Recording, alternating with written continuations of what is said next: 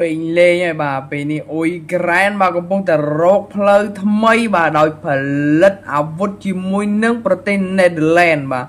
ហើយនឹងត្រៀមខ្លួនបញ្ជូនអ្នកជំនាញទៅកាន់តំបន់មជ្ឈិមបូព៌ាវ៉ាវអាម៉េចចេះវាយជាមួយរុស្ស៊ីមិនទាន់ឆ្អែតមកបាទឥឡូវមកវាយនៅមជ្ឈិមបូព៌ាម្ដងបាទលោកប្រធានាធិបតីអ៊ុយក្រែន Vladimir Zelensky បានប្រកាសថាកិច្ចសហប្រតិបត្តិការអាវុធជាមួយនឹងប្រទេសណេធឺឡែននឹងធ្វើការចុះកិច្ចព្រមព្រៀងក្រោមជំនួយជាមួយនាយករដ្ឋមន្ត្រីហូឡង់បាទប្រទេសណេធឺឡែនហ្នឹងគឺហូឡង់បាទគឺលោក Rob Jetten នៅឯទីក្រុង Kyiv នៃប្រទេសអ៊ុយក្រែនបាទឲ្យភាគីទាំងពីរនឹងពិភាក្សាពង្រីកផលិតអាវុធក៏ដូចជា drone បាទជាពិសេសវិនិយោគរួមជាមួយនឹងបច្ចេកវិទ្យា drone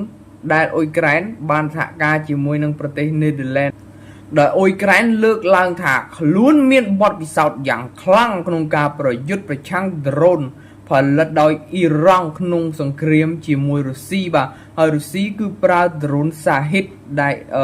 ប្រទេសអ៊ុយក្រែនប្រយុទ្ធជាមួយនោះបាទហើយរាជរដ្ឋាភិបាលអ៊ុយក្រែនជាពិសេសលោក Zelensky នឹងកំពុងត្រៀមលក់ drone ស្ទាក់ចាប់ drone សាហិតទៅកាន់តំបន់មជ្ឈិមបូព៌ាវ៉ូលយមែនតើពិតជាលយក្រុមអ្នកជំនាញយោធាអ៊ុយក្រែនក្រុមដំបូងនឹងត្រូវត្រៀមបញ្ជូនទៅ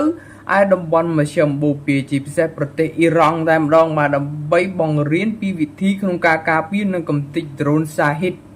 បាទនិងប្រភេទ missile cruise បាទដែលប្រភេទអ៊ីរ៉ង់ដែលអ៊ីរ៉ង់បាញ់ទៅប្រទេសអ៊ីស្រាអែលបាញ់ទៅណាទៅណីពេញហ្នឹងបាទហើយអ៊ុយក្រែនបានសង្កត់ថាបទពិសោធន៍សង្គ្រាមរយៈពេលជិត4ឆ្នាំជាមួយនឹងរុស្ស៊ីនឹងក្លាយទៅជាគន្លឹះសន្តិសុខសម្រាប់ដៃគូអន្តរជាតិវ៉ាវសូមអរគុណបងប្អូនសូមជួយ share មួយផងបើចូលចិត្តវីដេអូនេះ